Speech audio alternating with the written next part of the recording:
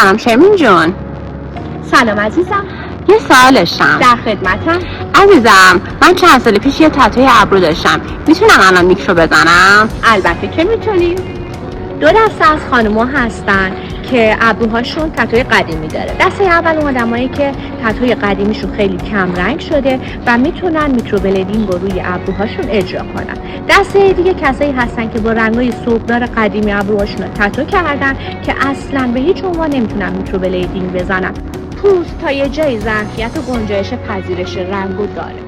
شما اول باید بیاین تتوی قدیمیتون رو ریموو کنید، رنگ و از توی پوستتون خارج کنید تا بتونید میکروبلیدینگ جدید رو روی ابروهاتون اجرا کنید.